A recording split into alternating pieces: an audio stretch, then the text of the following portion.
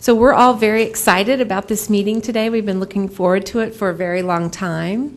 For those of you who don't know me, my name's Karen Edison, and I direct the Center for Health Policy here at the university.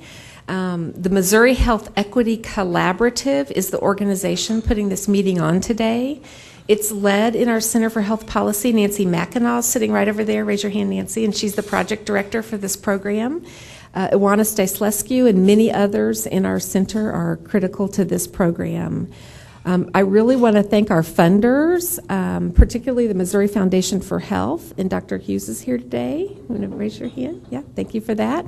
The Missouri Foundation for Health has been very interested in health equity and health disparity for many years through Ryan Barker's leadership and others. Is Ryan here? Hi, Ryan. Okay. The Healthcare Foundation for Greater Kansas City has also been a funder for this activity in the past, and really we have folks from all over the state that are interested in this issue and want to improve health for all Missourians. I'd also like to thank the School of Medicine, the School of Nursing, and the Office for Medical Education that helped us put on this meeting. Lindsay Beckman is here and has done a lot of work for this meeting. Lindsay, where are you? Okay, she's probably out working. Also our sponsors, the Missouri Hospital Association, the Missouri Primary Care Association, the Missouri Institute for Clinical and Translational Science, the MU Master of Public Health Program, the MU School of Social Work, Primaris, Missouri's Quality Improvement Organization, and the U.S. Department of Health and Human Services. So please give a round of applause for all of our sponsors.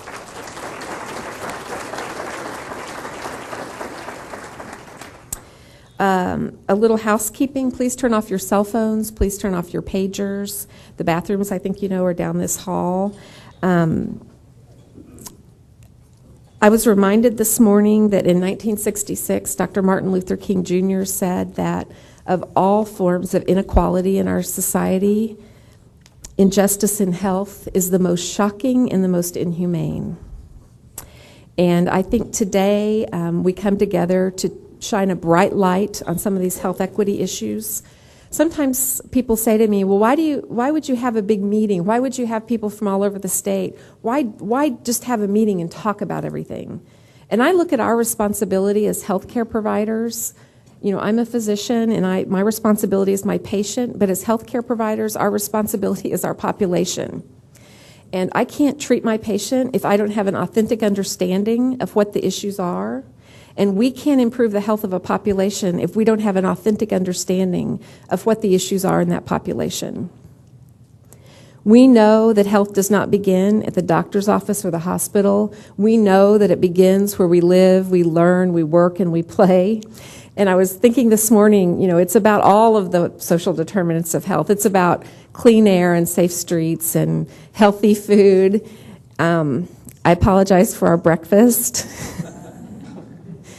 We could have done a little better in the healthy department. But it's about many things you're going to hear about today. You're going to hear about a lot of the problems and a lot of the issues, but you're also going to hear a lot about best practices and promising programs for the future. And even if you're hearing about what the problems are and what the disparities are, I want you to be thinking about what can we do to make this better, because it's going to take all of us, all of our brains, working together to improve healthcare for Missourians.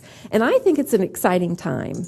Whatever the Supreme Court does in June, this is a critical time for all of us. We can think about this anew. We can have healthcare. We can deliver healthcare. We can be healthy in a different way than we ever have in the past. So I hope you feel excitement for today, and I hope you'll put on your thinking cap and join with all of us in thinking about how we can do things better. So without further ado, I'd like to welcome our first keynote speaker. We have two wonderful keynote speakers today. Dr. Darrel Kirch is going to speak first. He's the president and CEO of the Association of American Medical Colleges. That represents the state's medical teaching schools, the teaching hospitals, the medical schools, and the academic societies. He's a distinguished physician, educator, and medical scientist, and he speaks and publishes widely on the need for transformation in the nation's healthcare system and how academic medicine can lead that challenge. He's been dean and leader of academic health systems at 2 institutions. He's co-chaired the Liaison Committee on Medical Education and now serves as member-large at the National Board of Medical Examiners. And he's a member of the Institute of Medicine of the National Academies, and that's a very big honor. He's a psychiatrist and clinical neuroscientist by training. He's a native of Denver and earned his BA and MD degrees from the University of Colorado, and we won't hold that against him. So please join me in welcoming Dr. Kirch.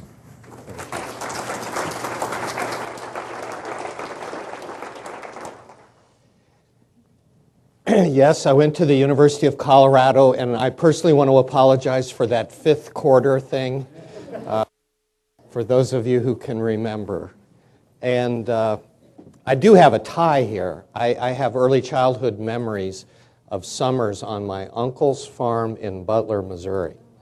Unfortunately, I have terrible allergies, and that was not always the easiest experience, but it did tell me how friendly people in this state are and how down to earth you are, which means I'm going to remove my coat, okay?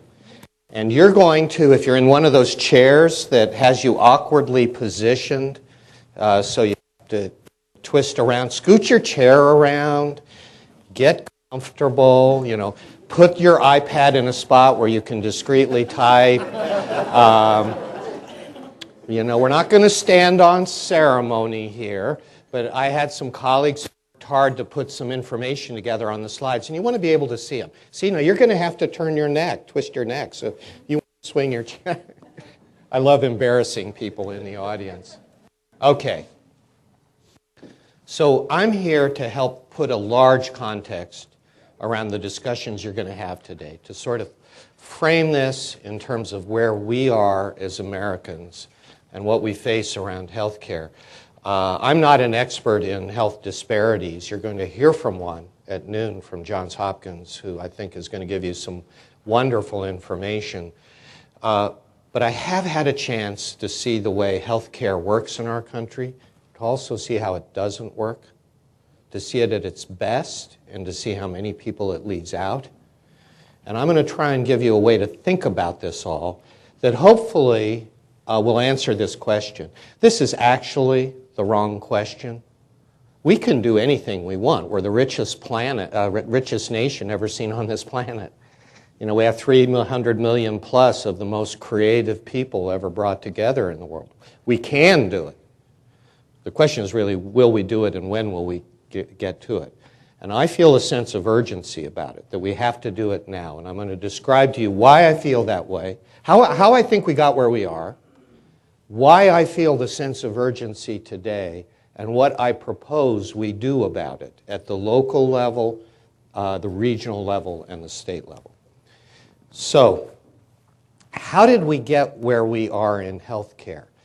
Well, this is an interesting place in which what happened in medical schools and teaching hospitals directly influenced how the whole nation went over the last century. So we're going to cover that century very briefly in a few minutes and a few slides by focusing on 3 men and what they did over the last century that shaped us to where we are today.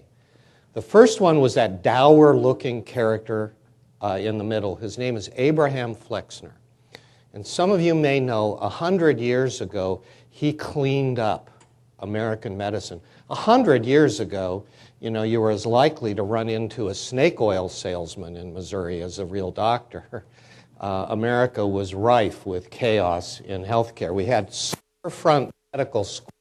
This was a real medical school in New York City called the Eclectic Medical College, believe it or not. You can actually see is there a laser pointer on here?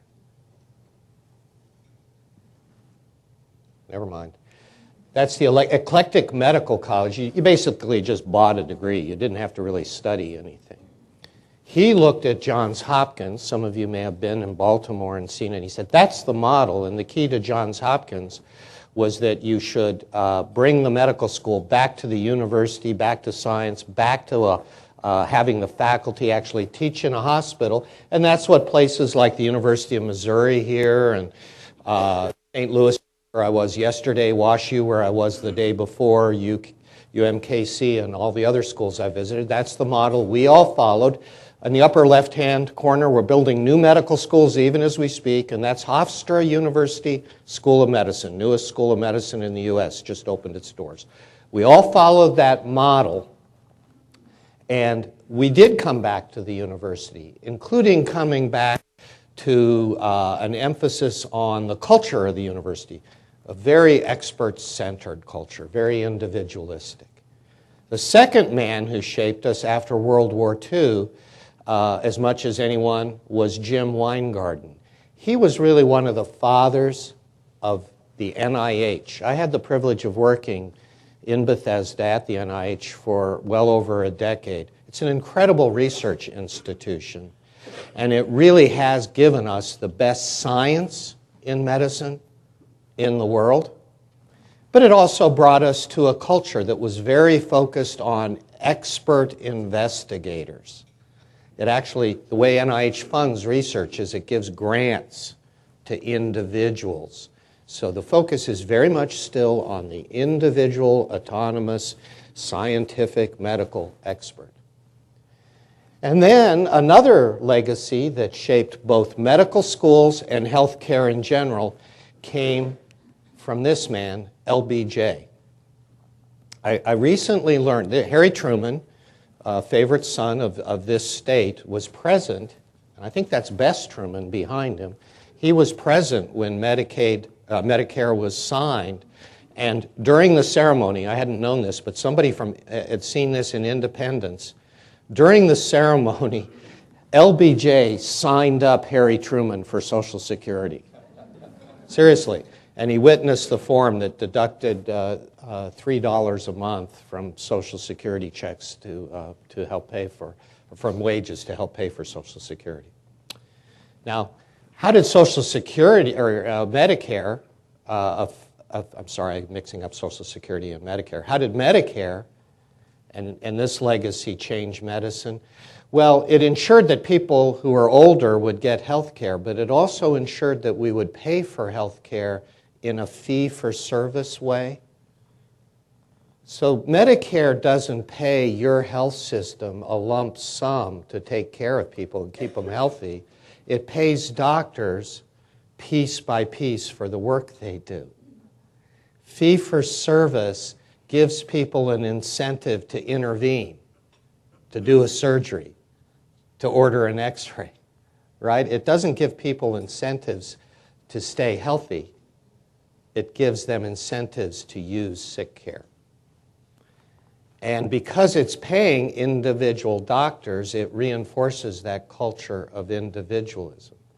So that 100-year history gave us a culture focused on experts, building good science, creating good drugs, but it's all about individuals rescuing people when they get sick and being paid for doing that.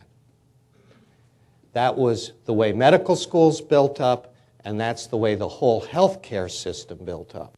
And in fact, in a great irony, medical schools are the only part of the university that is involved in business in a big way. You know, do university law schools run big law firms? No. Do engineering schools run power plants or factories, or business schools run banks? No. But medical schools deliver a huge portion of the health care in the United States, and university teaching hospitals do, the members of my organization. So we built up great biomedicine. When I was a med student, if a child developed leukemia, they had an 80% likelihood of dying.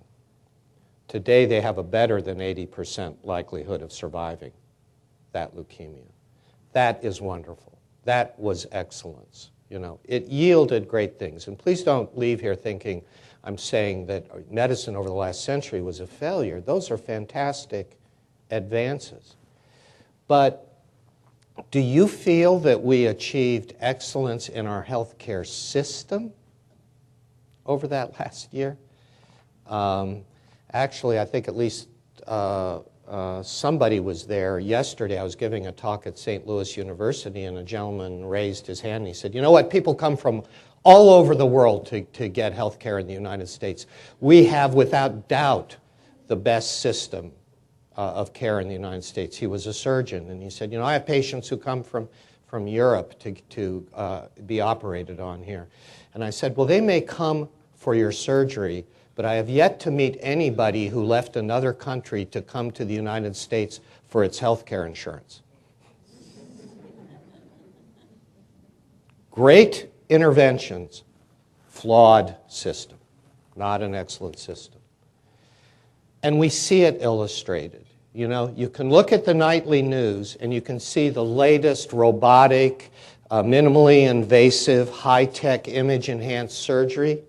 And then we can flip on the news a few days after Katrina and see patients sleeping on the floors of the airport in New Orleans awaiting rescue because we couldn't even take care of the people in our own healthcare system. And Katrina is an extreme example, but every day in your day-to-day work you see people who aren't benefiting from a great healthcare system. It's a system rife with inequities. Unfortunately, one of the inequities is it costs more than any place else in the world. So we're now at this point where we're spending probably $2.8 trillion, that's a T, $2.8 trillion a year on health care in the United States. That's an inequity. No other country comes close to spending that much per person or that much of its gross domestic product on health care. This compares us to other developed nations. Even Switzerland, that wealthy nation, spends much less than we do. And in a great irony, knowing what we know, knowing that one way to keep a community, to keep a person, a community, a nation healthy is to support them socially, to give them a good education, give them a good transportation system, give them good housing, even though we know that would help that healthcare spending yield benefits, we underspend compared to other developed nations on social spending. So we worsen our problem of spending so much, and we get less value by underinvesting in these things that some of your posters allude to as being part of creating healthy communities we don't invest as much in as a nation. And then the equities become much more glaring and visible when we dive deeper into health care. The current number of uninsured is probably higher than this, probably more than 50 million Americans, a number of people equal to the entire population of all those states. It's as if we decided to say we're going to leave this part of our country out in the uninsured cold. And then those uninsured aren't equally distributed through our population. We have inequities. In, I'm sorry, I think I lost a slide there. I did. Everyone knows that the uninsured percentages are higher in Hispanics, American Indians, blacks. So there's inequality across that. And then even if you have insurance, there is inequality. For the women in the audience, I'm sad to tell you, you have a pre-existing condition by virtue of being female.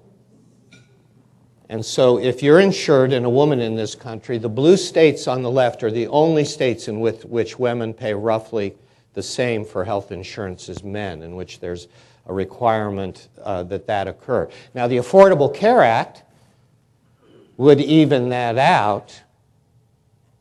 But for now, if you're a woman in Missouri on average, and compared to a man trying to purchase the same health insurance, you'll pay 26 to 50% more for your health insurance. Now, will the Affordable Care Act, when it's passed, when it's implemented, make all this go away? It'll help. Can you read these in the far back? It's probably a little, you can? Okay. All the more reason, if you can't, to upgrade yourself to one of these first-class seats. that are left in the front.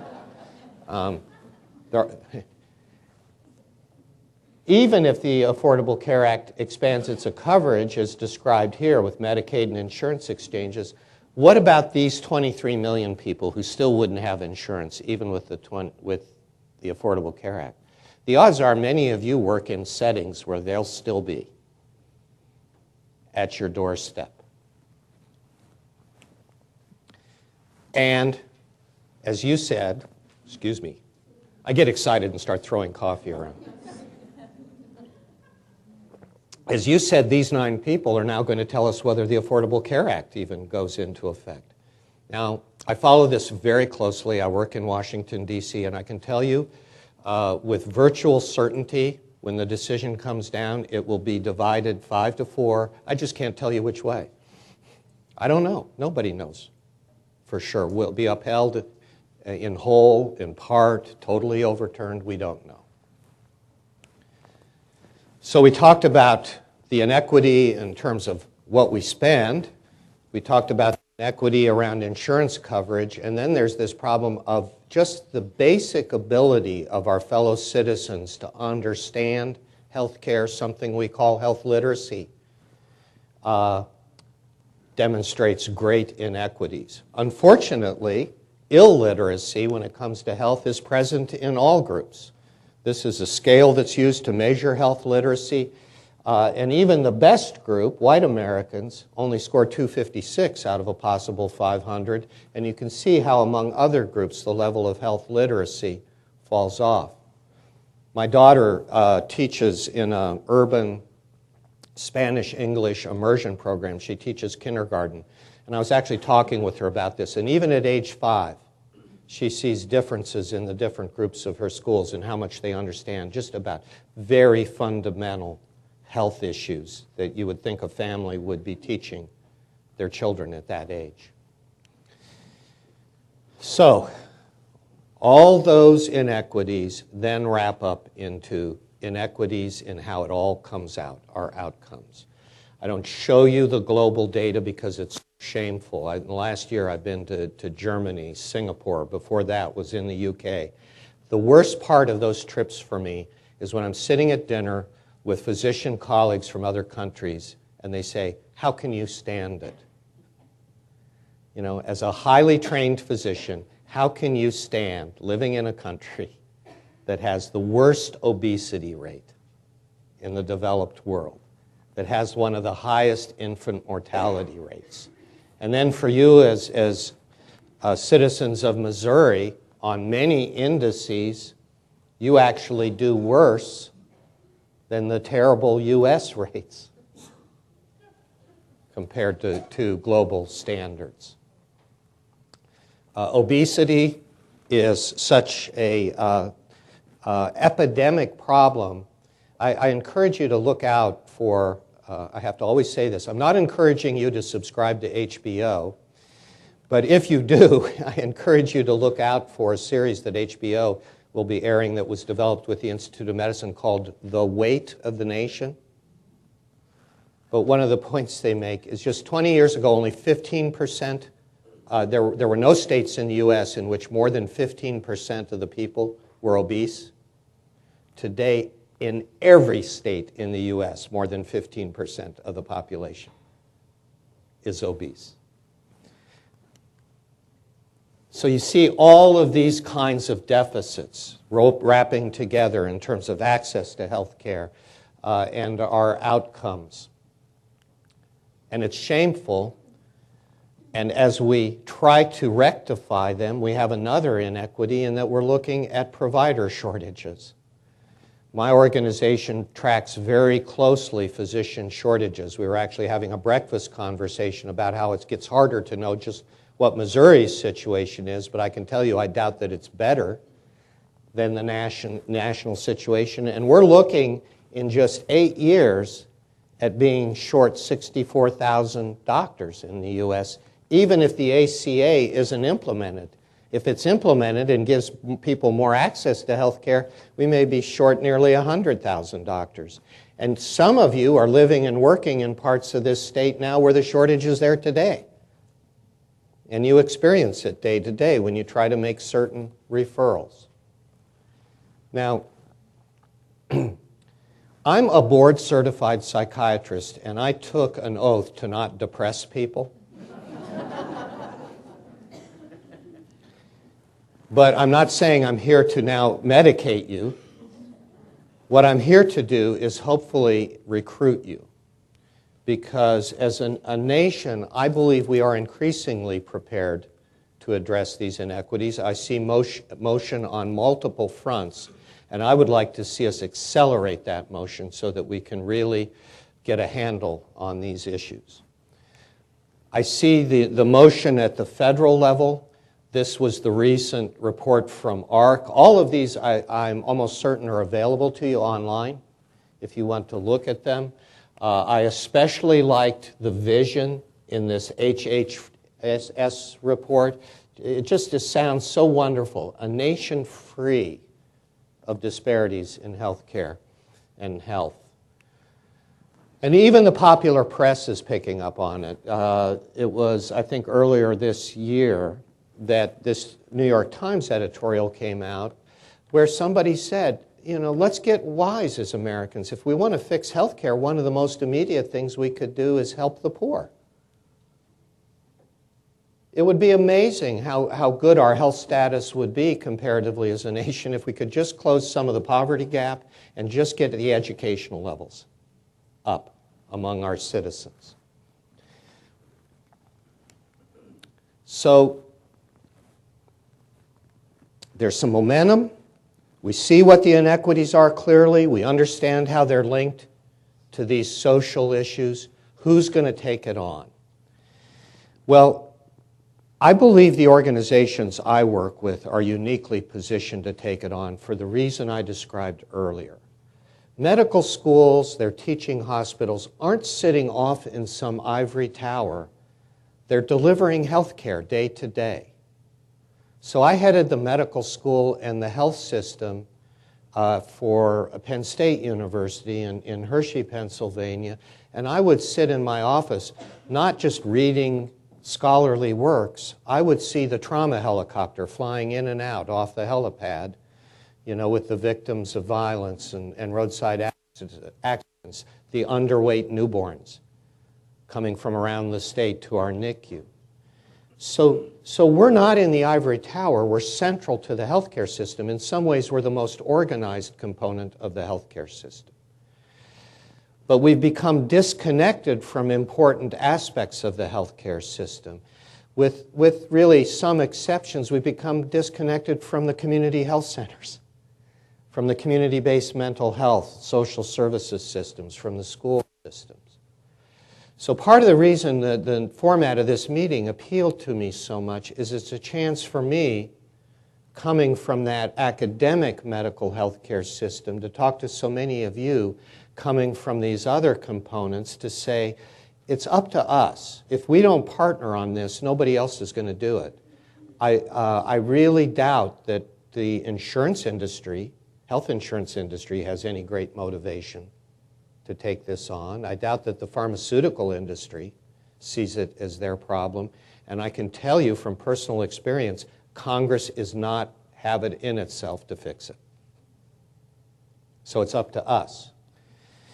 So what is our path forward? Diversity, embracing diversity, I would argue, is our key to further understanding and ultimately resolving these disparities. Inequities are the negative side. Embracing diversity is the positive side of this dynamic. And so the AAMC has really committed itself 2 years back when we went through a strategic thinking process to putting advancing healthcare equity on the front burner. And I'm going to give you a sampling of the things we're doing that we think we have a special leverage about, special leverage to work on, rather, in medical schools and teaching hospitals. And then we're going to have a good time for discussion so you can talk about what the community can bring to this table as we work on this. And I'm going to give you examples that really embrace all of our missions. But if you're more interested in what we're doing in this regard, that web link at the top is a good resource for you. We are a broad and deep organization with lots of assets, and there may be things there that you will find are really valuable to you. This is actually a link to a video you can click on, which is one of the most compelling video pieces I've seen. It's only about 3 minutes long, that really makes the case statement about why we have to promote diversity in the service of attacking health inequities in our country. So let's talk about kind of 3 things we could do and how the missions of academic medicine can be part of this problem. I would submit to you that we need to rethink who we bring to medicine, really who we bring to health care, in order to get at this problem deeply. The AAMC is very, very involved in the whole process of bringing people to medicine, accepting people to medical school, which is the gateway to the profession, the doctors in our country. For years, it's no surprise to you, the emphasis on bringing people to medicine has been how smart they were. But it was a pretty narrow definition of smart. It was a definition that got shaped by how you did in calculus, organic chemistry, physics. I know all of you, when you go to a new doctor, the first question you ask them is what their grade was in calculus. But that's been, for better or worse, one of the most heavily determinant factors in medical school admissions. With the support of medical school deans like Dr. Churchill and others, we've been rethinking even that academic readiness component. I don't know if you have heard any of the news stories, but we finally have agreed that we will redesign the MCAT exam, the anxiety-inducing MCAT exam, so that it includes social and behavioral sciences, so that it acknowledges that the social and behavioral determinants of health are every bit as important as what your genes are from your mother and father. And then we're going to expand that. We're going to look at pre-professional readiness. I'm sure none of you have ever encountered a doctor who was clearly very, very smart, but not great on the communication side. We've developed a working list of what we call pre-professional attributes, things like integrity, resilience, communication skills. And we're working on tools and how to assess them better in applicants. And we're looking for diversity, diversity in all forms, not just racial and ethnic diversity, but experiential diversity. We've been really struck over the last 2 years that one experience that seems increasingly common among successful medical school applicants is that they did Teach for America or City Year, programs like that demonstrate this broader picture of somebody who's ready to bring excellence to this attack on health disparities. You can read this, I won't go through it, but this was the medical school application world we lived in before, but we're trying to create a world where every admissions committee, and I know Mizzou has been working on holistic admissions for some time, is really focusing on these attributes. This is really totally trying to send a new signal. So in the past, when you started down this pathway to being a doctor, most people were just totally focused when they were pre-meds on the test, right? I tell this story everywhere because it just is so amusing to me. So I have a daughter graduating from the University of North Carolina, Chapel Hill, in 2 weeks. And she's very smart. She's a wonderful, wonderful person, but she is also one of the most social people I've ever met. I think she knows everybody in Chapel Hill. Well, you can't believe how popular I've become in Chapel Hill when all the pre-meds at UNC found out I was president. President of the AAMC. The sad part of it is, you know, she says, so-and-so wants to go to medical school, Daddy. You know how when they want something, they call you Daddy? So-and-so is interested in medical school. Would you talk to them? And I do. And I wish they wanted to talk to me about what would it take for me to be successful as a family medicine doc, as a surgeon. They want to talk about the MCAT. So we're trying to send a very strong signal that detoxifies that kind of tyranny of the MCAT and says, we have to correct health inequities in this country, and it's going to take real people with diverse experiences who understand all the dimensions of cultural variance in America to get at it. A second front on this war for us is not just to pick the right people, but to shift the culture of healthcare. Now, culture is a funny word because we don't talk about culture. You don't take a new job and walk into the organization and say, well, let me see, what's the culture here? Instead, you just kind of experience it for a while, and people talk about the way we do things around here. Or you notice how people treat each other or how they behave.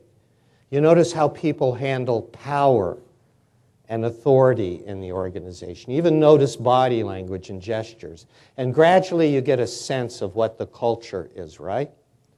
Well, remember when I talked about those legacies, the culture of the university, the culture of independent scientific investigators, the culture of fee-for-service, reimbursing experts for their procedures and their tests? Well, that has become the culture of American healthcare. If you look down this list, this describes the medical world that I grew up in. It was extremely hierarchical. You know, I was told to focus totally on exactly how I moved from student to resident to chief resident to assistant and so on up the ranks.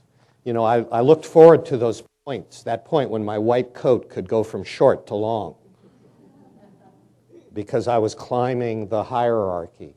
It was all about me as an independent, autonomous person, and believe me, it was competitive. How long is your CV? Well, mine has actually got, weighs this much. Because I use bigger font to print my CV. And it was about me. It was all centered about me as the expert. Now, if you have the misfortune this afternoon to be in an emergency room, do you want a string of autonomous, independent providers coming in and out of your room, not really well connected to each other, each enamored of their own expertise, each thinking that the world revolves around them? You don't want that. What you want is this. You want the feeling that you're entering a healthcare system with high levels, collaboration, team-based work, one that's service-based and built around you and your family, patient-centered care, as we call it. This is a huge cultural change for American healthcare and medicine. And since most of the doctors, nurses, pharmacists, and others receive their training in an academic medical center, if this is the culture of the academic medical center, this will be the culture of the healthcare system, which is why we're working so hard to change the culture of the places where providers learn. So that's that second element of building excellence in those people, and it means we're going to need to create different kinds of leaders. So when Dr. Churchill and I became deans, when we started in academic medicine, these were the characteristics of most leaders in academic medicines, including the deans that we ended up being one day. The leaders that we need today in academic medicine are much more like the qualities on the left. They're much more transformational leaders, not transactional leaders. They're there to mobilize teams, support them, promote collaboration. It's all about competence and breakthrough performance, not incremental performance. And in the end, it shouldn't be about status. It should be about the ethical fulfillment we'd feel if we actually free ourselves from those inequities.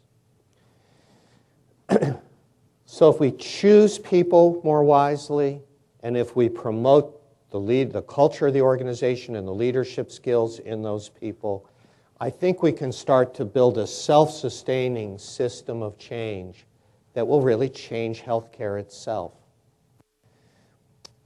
Now, 3 years ago, when both presidential candidates, 4 years ago, my gosh, 4 years ago when both presidential candidates, both McCain and Obama, said that part of their agenda was healthcare reform. They both intended to do it. We sat down at the AAMC and thought about what would true healthcare reform look like.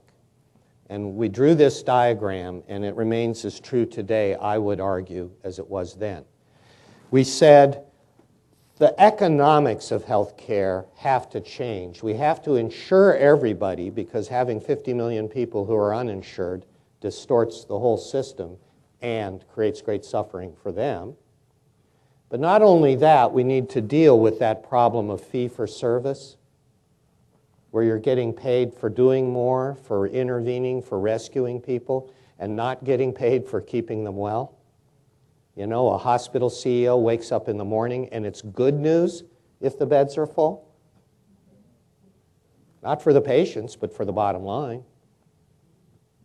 So we knew those things had to change. We knew that we had workforce problems even then, shortages, but it wasn't just the shortages, it's that doctors weren't working well with nurses.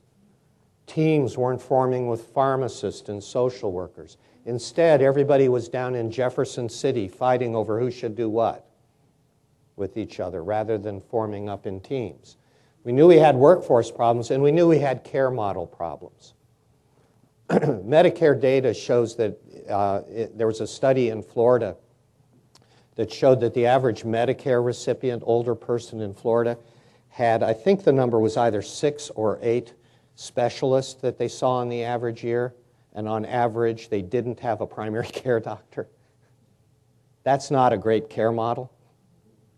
What that leads to is a person being on 20 meds from 6 doctors with nobody checking how it all fits together. The care model had to change. And then we said, you know what? We've got to change as people.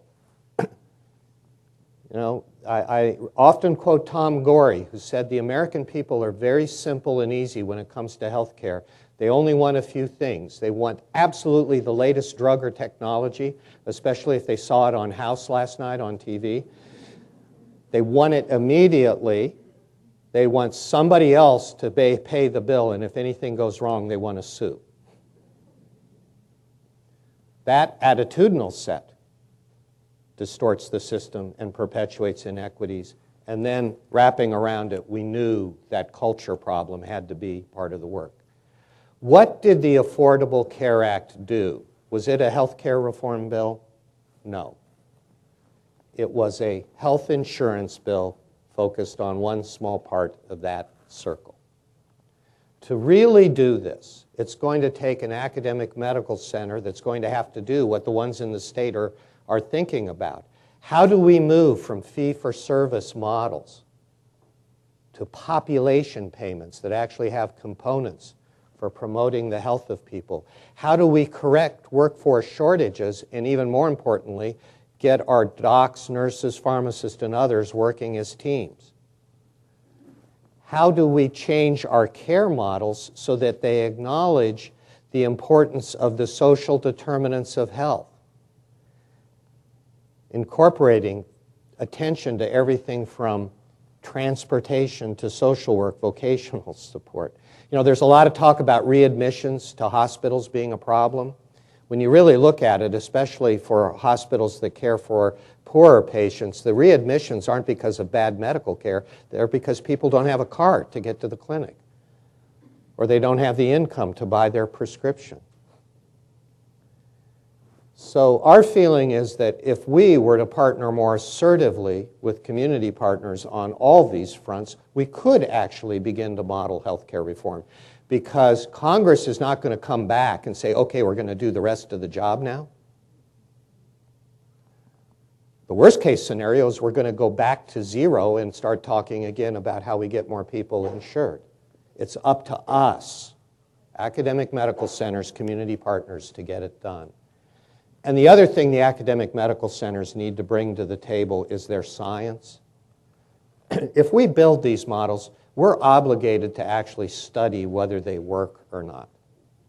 And I'll give you a good example that I learned of in my role working with the VA at a meeting now 2 weeks ago that speaks to the people, the sickest people in our country, the people who have multiple chronic conditions, as some of the more unfortunate veterans do, who tend to consume a lot of healthcare costs.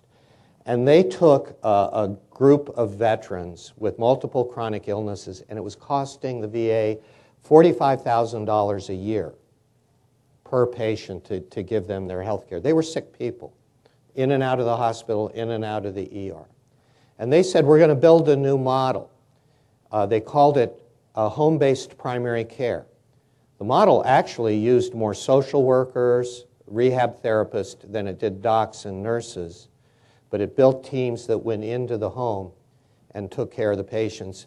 And the bookkeepers came back and said, well, that increases our cost per patient $9,000 a year. You know, what's the point in doing that? Well, they went ahead and did the model, but had a research team study it. And yes, it increased. They had to add $9,000 to support the primary care teams, but the health care, medical care cost on each person went down $18,000. Net savings. You know, if we did that as a nation, who knows? We might go from 2.6 trillion to 2 trillion overnight. So we need the science to study what works. I don't want to go into this part because I want to get to the discussion, but I just want to close by affirming in that phrase what you illustrate in real life here. You know, it's more than about medical intervention, surgeries, tests, images. It's about a care system that embraces broad elements of community, social services, and other supports. And that's what you're all about. That's what the meeting is about. I would just like to, again, in the spirit of a campaign, recruit you into saying, let's look for partnerships. Let's look for ways that we can model what the nation needs so desperately right now. Thank you.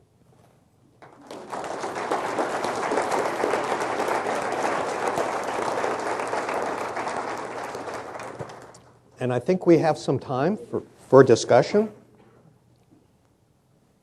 Questions? Actually, I really prefer answers to questions. But seriously, most of all, what I prefer is your response. I'm usually talking within academic medical centers or within physician groups. This is a much broader group. You know, I may be in some kind of bubble and not have it right. I'd love to hear how this message sounds to you, where you'd challenge it, where you think it might be spot on, where you think the opportunities are. I know people are very polite in Missouri. Yes.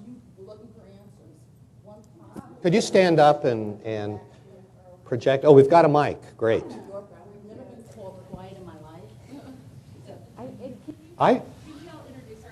Yeah. Morning. I'm Tracy Branch. I'm with the U.S. Department of Health and Human Services, Office of Minority Health.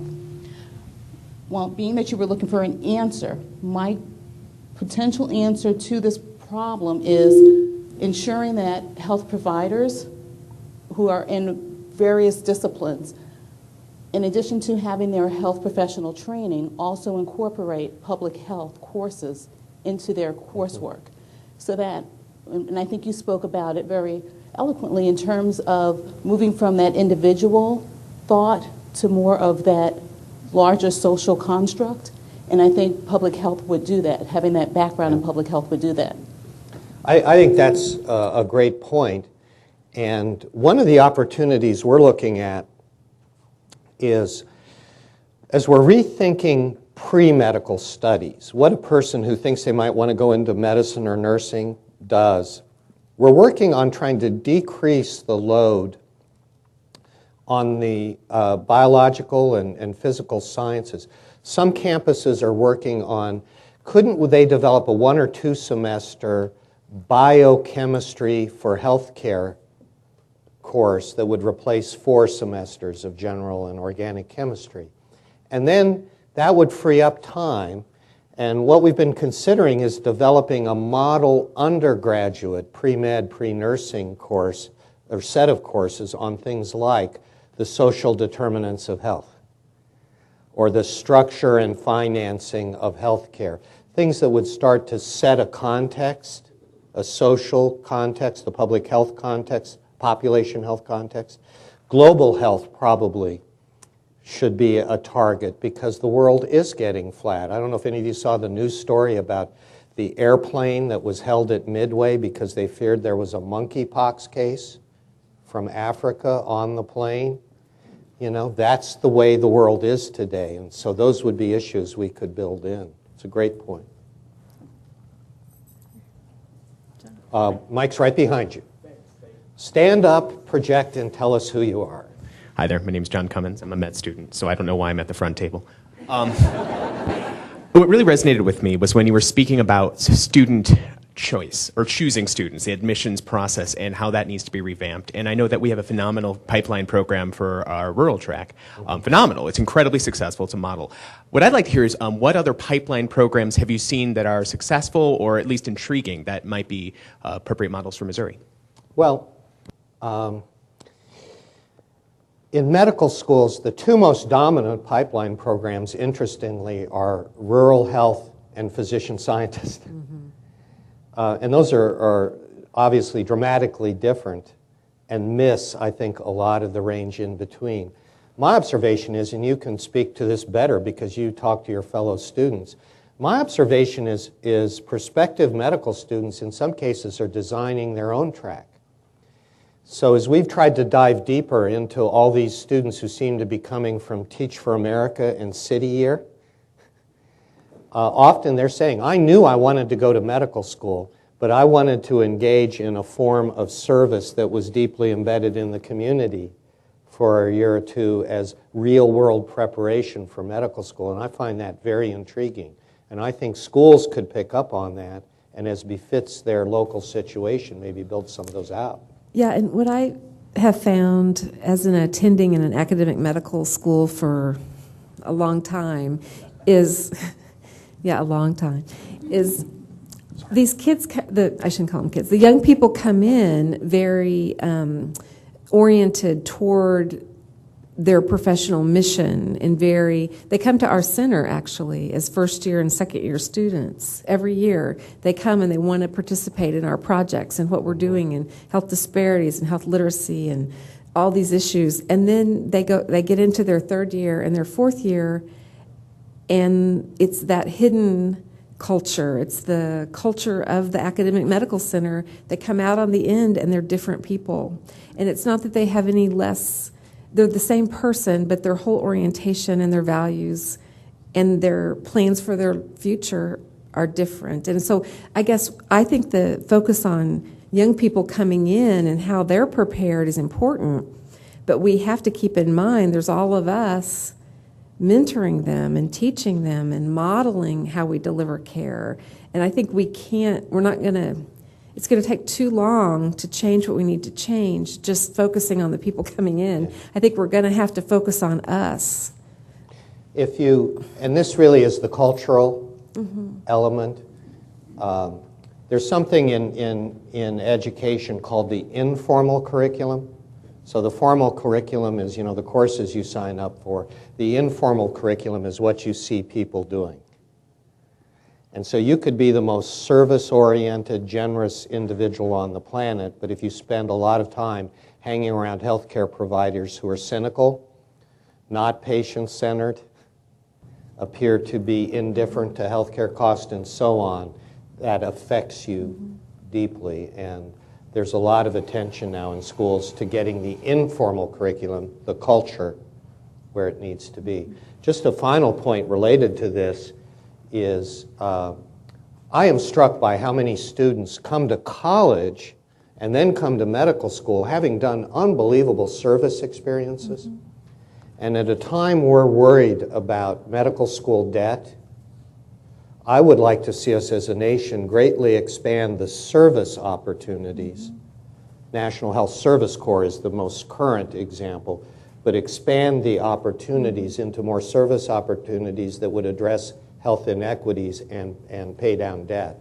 And I believe a lot of our students would be eager takers for that. You're going to have to help choose here. Margie, and then over there. Yeah. Here comes the mic.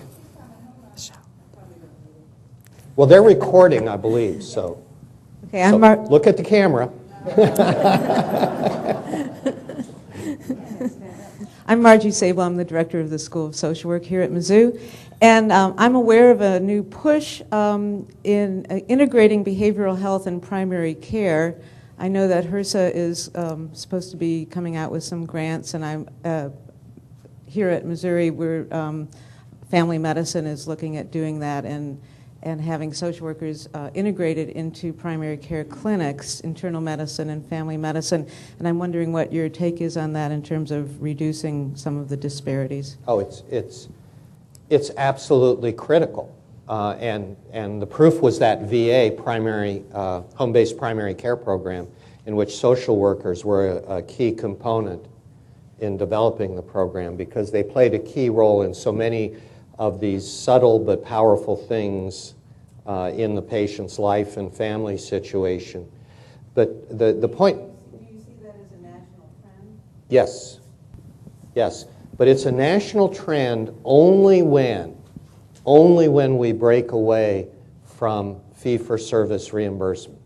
Because as long as all of the money is tied to getting sick, getting in a hospital bed, needing a surgery, and not able to flow to a team with a social worker or a clinical pharmacist, it hinders putting that in place. So the systems or the groups of patients who are being paid for in a more population-based way, that's where it's happening most. The model that we were looking at here at Missouri, I mean, it's a great idea, but there wasn't enough money to hire enough social workers to cover, you know, it's one person per one FTE per, I forget how many patients. And do you think that they might reevaluate that and try to get more people? Because the way it would, for this pilot program, it would only be able to cover 1 or 2 clinics. Well, there was a very subtle but powerful phrase you used, not enough money. $2.7 or 8, wherever we are today, $1 trillion a year, I would argue is enough money. The problem is the way it's allocated now. Okay? I don't think our problem in the U.S. isn't that we aren't spending enough on health care, it's where we're spending. So we see studies around things like overutilization. What we need to do are to create systems. It's not to wait for a federal grant or a state grant or a special allocation for a demonstration program. What the future really needs us to do is to move into payment methods where we can redistribute that money to where it's needed. So again, I'm going to use the VA example because I think it's creates a very teachable moment for us. They looked at it narrowly and they said it's $9,000 more to add these salaries for the social workers and so on, when only after they studied it that they realized that in aggregate it was much less than they had been spending before. It was just redistributed. It was redistributed away from the hospital toward the home-based care team. Now, I ran 2 hospitals, 2 health systems. This is a tricky jump to make. Yes, it is. If you wake up one morning and the little cough in your catch in your throat. If you wake up in the morning and you're staying afloat that day depends on keeping your beds and your ORs humming away. But you know that tomorrow the goal is to be using fewer beds and ORs because you've kept people fundamentally healthier. Then the question becomes, how do you get from point A to point B?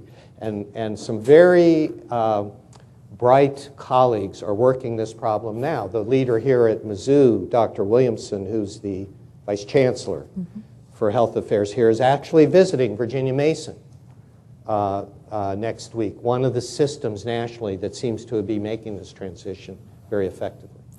Caress. Right over there.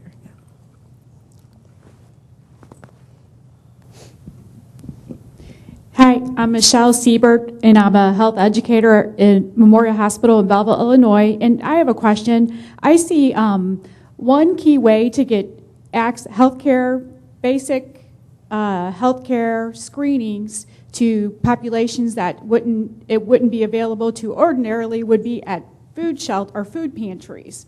So, have you seen any model that has been successful?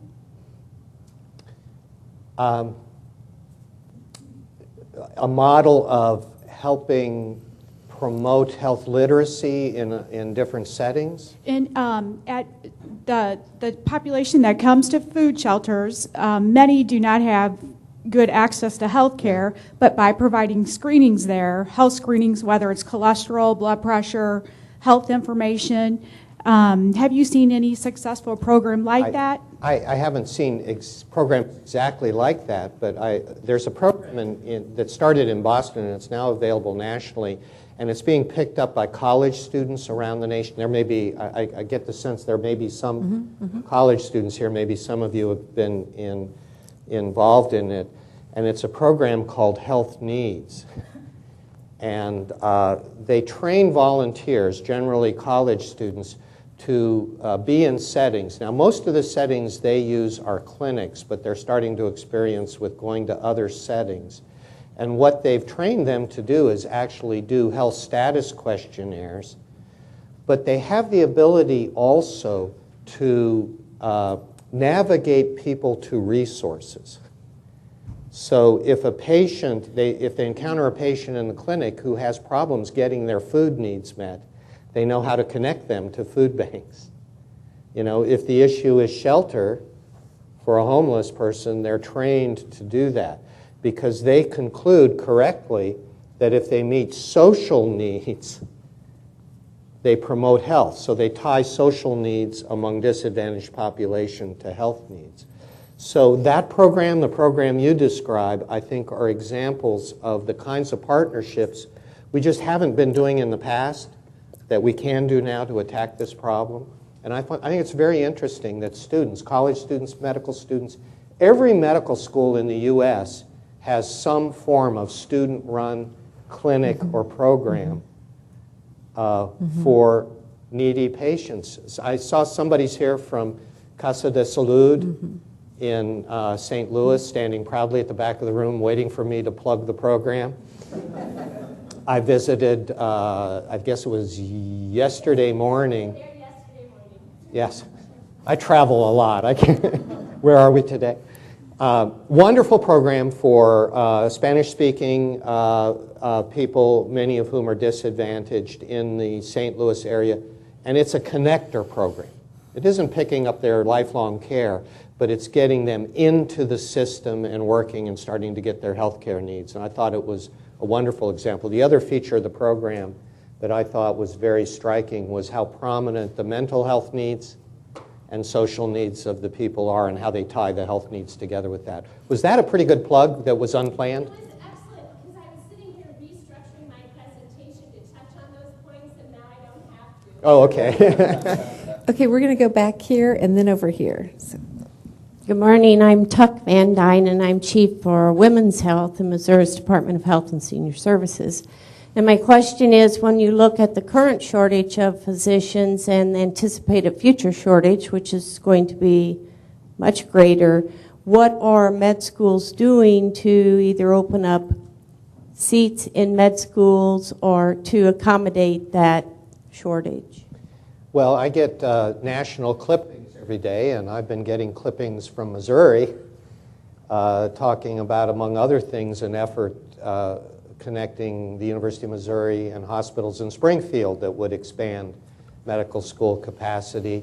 And that's a reflection of what we see across the country. We're actually on track to have increased the number of U.S. medical students 30% over the last, it's now 6 years.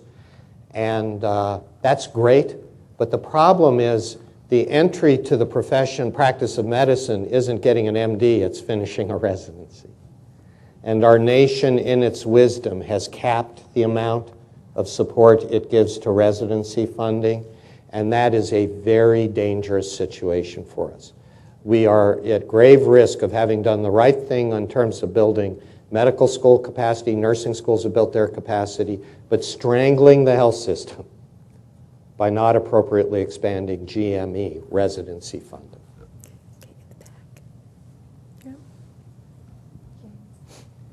My name is Alejandra Budinho, and I work for the university in something that is called the Family Nutrition Education Program. And what I want to tell you about food pantries is that these programs are federally funded and exist in every state. And maybe it's about time we start looking into partnerships that are not necessarily between medical schools and another medical schools. Maybe doing partnerships with community centers. The Family Nutrition Education Program have about 300 people that work around the state, and they work in food pantries. And they do connecting services. So if you're coming there for nutrition assistance, you can go out home with a lot of other information with you. So that would be one way in which maybe these people will be targeted. Not necessarily a home medical exam, but at least a place to go and get more resources. And so it will be important to try to look not only at community-based organizations, which we have some presence, but how we can make partnerships inside the same universities and the extension, part of every university that is present in every county. And it has a very strong presence. And I want to underscore your point. It isn't necessary that everybody be in every partnership, that medical schools be involved. But what we need to look for, I think what we need to be critical about is where have the gaps been? And I was as guilty of this as anybody when I was in the leadership of medical schools. We didn't relate to our federally qualified community health centers. They're a key part of the population health care around us, and we weren't connected to them at all. And I've been very interested to see now a lot of the medical schools and teaching hospitals realizing that building that relationship could yield great value for population health. I'm Barb Jones, and I'm the Missouri coordinator for the National Network of Libraries of Medicine. I was very interested in your comment about teams, building teams and teamwork, and I would like to invite, I think, everybody in this room to look at libraries and librarians as not the place you went to study for your exam, but as a source of flowing information that reaches everybody in the community, whether it be in the hospital or through the public libraries in the community. There's lots of work going on to help with information concerning health care, to give people more education to understand what to do to take care of their health. Whatever mental image you have of librarians, I think you should replace it with an image of the team informatician. There you go. The person who accesses information. And part of the reason I believe this is so critical isn't just on the provider side, but now our patients have access to terabytes of medical information, most of which is not helpful to them. And that's another role the informatician can help play with. But this is one of the benefits. This is why this is the time, because the capacity of technical resources is so great. So in the new schools, one of the new schools, I don't know if any of you have been there, in Central Florida, you go to the library and you don't see books stacked on shelves or journals. You just see their logo, which is any information, anytime, anywhere, any device. And they have one room with books, but to be in that room, the book cannot be available digitally. And when it becomes available, they get rid of it. And that's the future. Hi, my name is Mehan. I'm studying public health at the University of Missouri. I am from Afghanistan, so a country in Asia, if you haven't heard of Afghanistan. So you talk a lot, and I decided to leave the United States when I saw a movie, Sick Around America, when I watched it the day before yesterday. It was so disappointing. There are many aspects to be improved. So you, as mentioned, the government is focusing on the economic aspect of the health.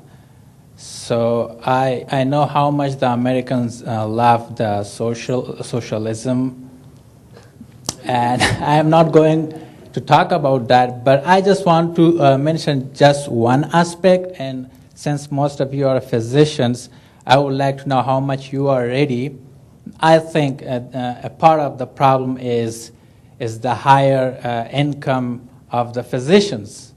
That is what I think, comparing to other countries where physicians or medical services cost very cheaply.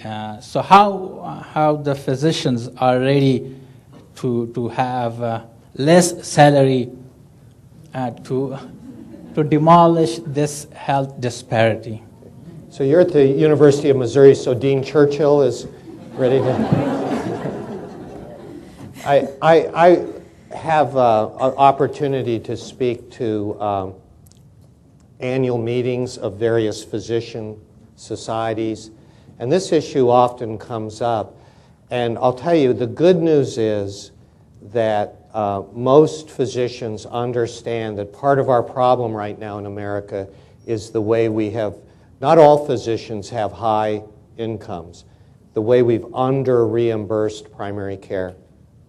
That by keeping primary care compensation at such low levels comparatively, even when you do comparisons with European nations and others, we've fragmented our system and undermined our system. So physicians agree that primary care salaries, which are down here, do need to come up, and they're very committed to that. The problem is getting agreement about what happens to the ones up here. You know, most of them say, absolutely, this should happen, and while you're at it, this should happen. But the reality is we migrate away, and we will. We have to. We will not be able to manage our national debt unless we migrate away from fee-for-service. There will be compression on physician salaries. It's inevitable. The thoughtful doctors know it, and but again, I think there's more than enough money in the system in the U.S. to manage this. You know, as for your belief that Americans love socialism, stick around over the next 6 months and listen to the news. Dr. K. Yeah. My name is Damasin Kurukula Surya. I'm an assistant professor in the School of Medicine, and I have been very privileged to have two unique opportunities. One thing is to be associated with the School of Medicine, which has a very diverse and very great program. It's who is a vanguard in promoting health equity. And then also, as you mentioned, to work under Dr. Thomas Eads, who is the chief of the National HBPC in the VA system, who was from here, actually, from the Truman VA, and then part of this medical school. So having been a former medical director of that program and also one founding member of the medical foster home program for the VA, I see the great opportunity for partnership, at least with the auspices of the AAMC, with the VA system, with the academic medical community, from a very early stage, like my medical students who rotated with the home-based primary care program, to foster community-based and community development in academic medicine, taking it to the periphery. I'd like to hear your comments on that. In 1975, my first clinical rotation was on the internal medicine service at the Denver VA. And the first morning I walked in to a ward. It was a room almost the size of this, probably 40 beds in it, filled with patients. And it was not a system that was characterized by quality, by patient friendliness, by attention to outcomes. You go into some VAs now today in the US and they are the best healthcare you can see anywhere. And when you look at the VA indices on outcomes, quality, performance, not every VA, some are still struggling a bit, but on the whole, it's the best system of its size in the country and one of the best in the world. The reason I say that is for two things. For people who say we can't do that in America, we can't fix health care. We fixed a huge piece of health care in the VA. And the second reason I say it, and don't think this is political, this is just an observation of fact, is it required government involvement. So anybody who believes that the free market, left to its own devices, will automatically fix health care, I don't think that happens. And without the ability of the government to shape, fund, rework, require certain things, the VA wouldn't have gotten there. That's just a statement of fact. You can hate government all you want, but in a society, a civilized society, some things can't be done by the private sector alone.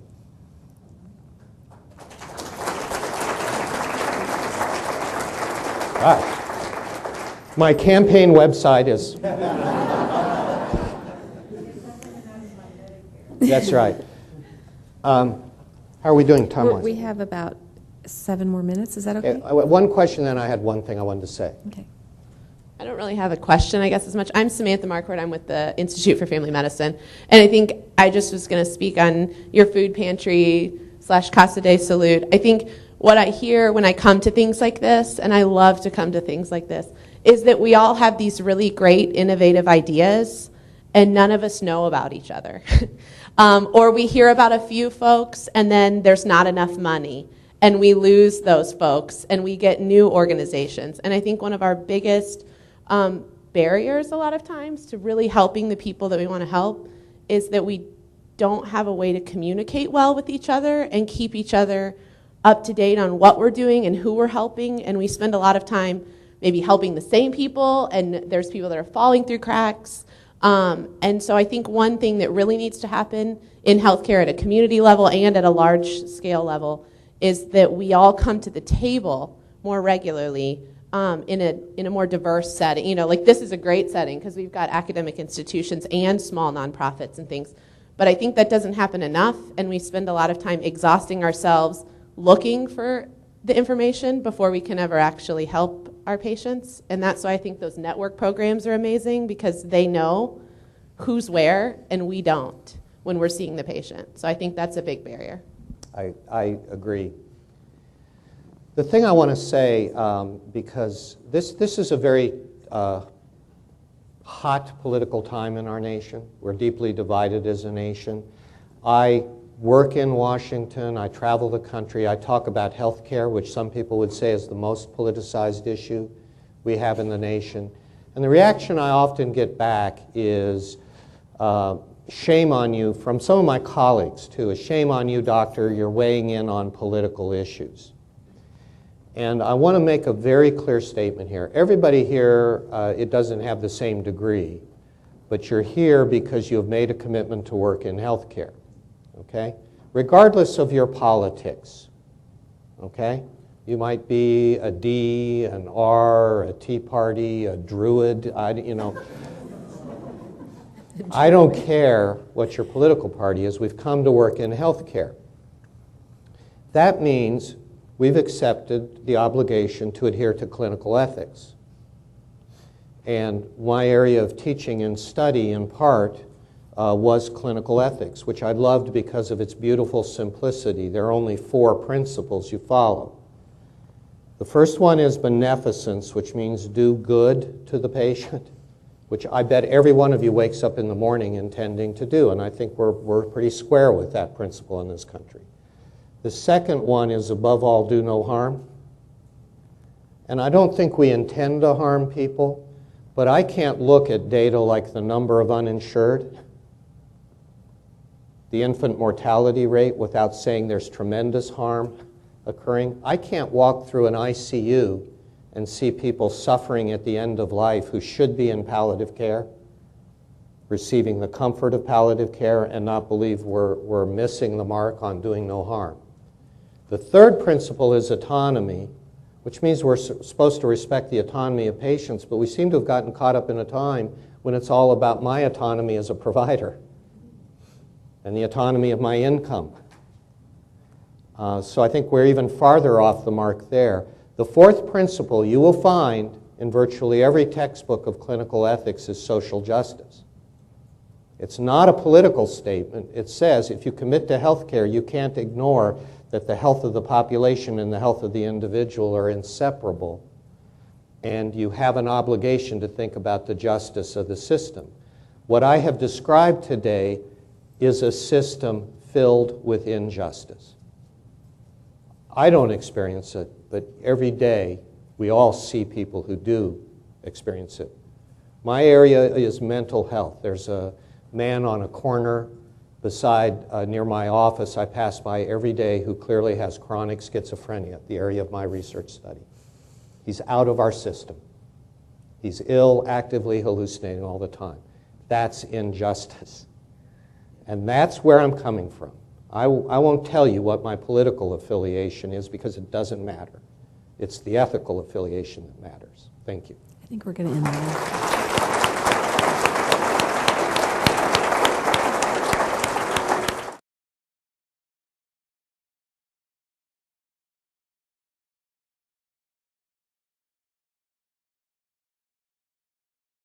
Thank you.